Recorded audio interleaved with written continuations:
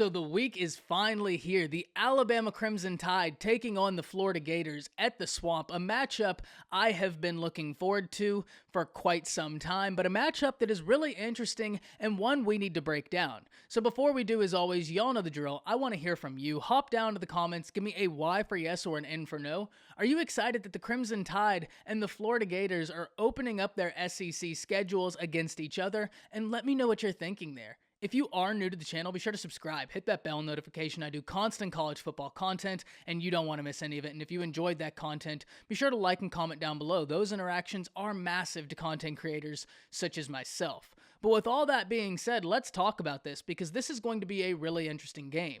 For the Florida Gators, it's your biggest test thus far in a year where your offense is completely opposed to what the offense was last year. Last year's offense was such a heavy dose of the passing game, whereas this year the offense is built around assumptions.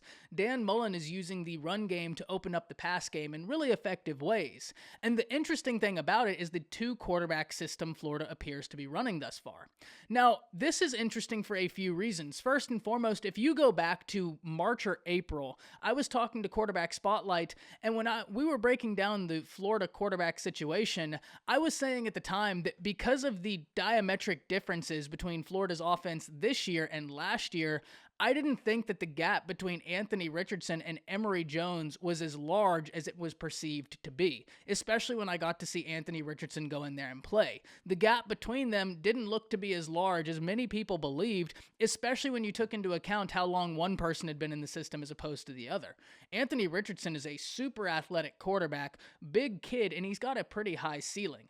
Explosive when he takes off running as well. Emory Jones is calm, cool, collected, an athletic individual who's much more methodical in his approach. But this two-quarterback system is so intriguing because a lot of the times when we see a two-quarterback system, there are differences in how those quarterbacks are utilized, as opposed to what we're seeing here with Dan Mullen, and where there are more similarities in Anthony Richardson and Emory Jones's games, right? So when one comes in as opposed to the other, you're more or less getting very similar offensive looks. It's just how they go about doing it. So that is one thing for the Alabama Crimson Tide that's going to be very interesting to see how they match up with this, because there are subtle differences in the way they'll use Anthony Richardson as opposed to Emory Jones, but for the most part, your skill sets are very analogous between the two quarterbacks. But like I said, Dan Mullen is basing this offense off of assumptions, and it's even more apparent when we're looking at the zone read plays they're implementing for the quarterback and running back relationship. This offense is one that you have to stay disciplined for, because you are put in a position where the quarterback could keep it and run it, the running back could run it, or it could be a pass play off of a play action, in which case you've been lulled to sleep by both the regular run and the quarterback run all evening and they hit you over the top. And that's why I say you have to stay disciplined if you are Alabama. But let's make no mistake, Alabama isn't a 14-point favorite for no reason. As much as Florida's offense is very interesting to me this year, especially with the two-quarterback system in which the quarterbacks have similar traits, Alabama is coming out on fire thus far this year. Alabama's offense came out real strong against Miami and put up a strong showing. And even though they came out flat against Mercer, when things started cooking, it was apparent that this is an offense with a really high upside. They replace a lot. There's a lot of new faces, but Bryce Young has been sensational so far, and the wide receiver room, I think, is now displaying what I've been saying for a while, that there is a lot of talent in that Alabama wide receiver room. New faces, new names, but a ton of talent. It's just about getting used to those new names. Whether it be Jamison Williams, JoJo Earl, Javon Baker, Trayshawn Holden, Ajayi Hall, and I'm not discounting Mechie or Slade Bolden, but they aren't exactly new names for that Alabama wide receiving core. Alabama's offense has a ton of talent, but the question for Alabama's offense is, will the right side of the offensive line hold up better during the Florida game than it did to start the Mercer game? The reason I bring up the right side of the offensive line for Alabama is, even though I've been critical of Todd Grantham's defense since he's been with the Gators, and I think deservedly so when we look at last year, that defensive front has been able to affect the pass through the pass rush. They're much better at pass rushing than they are at run sets, and they can get home to the quarterback, much like we saw off of last week's game where they were able to constantly generate pressure on the quarterback and make them uneasy. Bryce Young is a mobile quarterback. He doesn't use his mobility to run rather to uses his mobility to spring open passing lanes. So that is going to help them, but you do not want to live and die off of Bryce Young's mobility if you are Alabama. You need your offensive line to hold up better, but luckily for the Crimson Tide, they finished that game offensively much better than they started, and we know that if everything is clicking for this Alabama offense, this is a really good unit.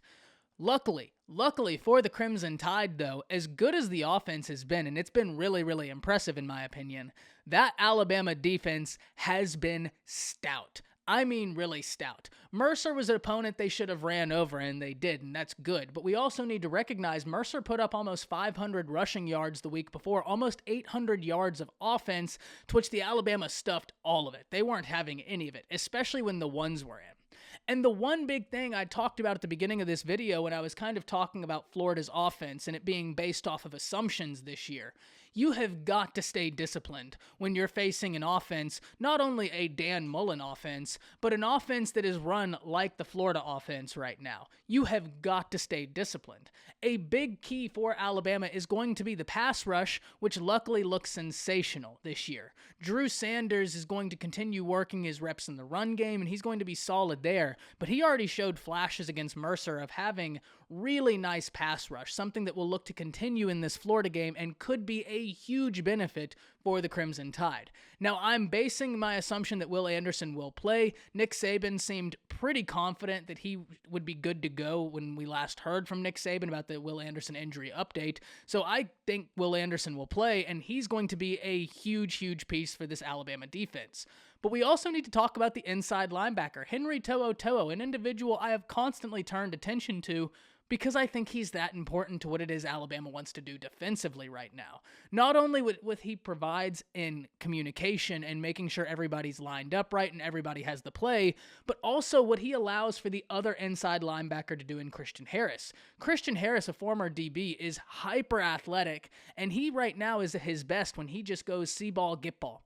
He is on a tear thus far this year, and those two together is really such a symbiotic relationship, one that I'm really happy is working out this well thus far.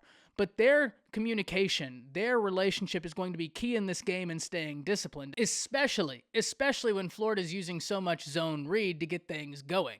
Because Florida, like I said, they'll lull you to sleep with the run from the running back, with the run from the quarterback, with the threat of it being either or, and then the next thing you know, they're hitting you over the top because you're assuming it's going to be another run, or the look makes you assume that it's another run set, and it's not. So you have got to stay disciplined and stay home and on your assignment. The Crimson Tide secondary is a more veteran unit. Jordan Battle returns. Helms has experience. Josh Jobe has experience. Malachi Moore has experience. Brian Branch has experience. Jalen Armour-Davis, the new face in there, has played really well. But even then, last week, Marcus Banks, Kool-Aid McKinstry got really valuable experience. This is going to be a very interesting game and a big test for both teams.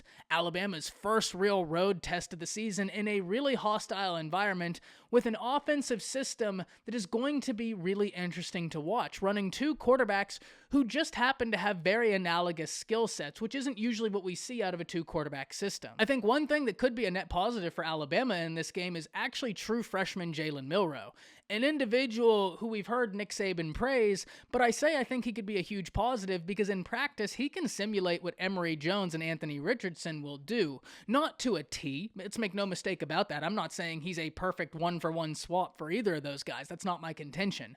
My contention is his skill set is analogous enough to allow the Crimson Tide defense to at least get some sort of idea for what it's like to deal with mobile quarterbacks to that degree. Because sure, we can talk about how Miami and Alabama played and how that was a great test.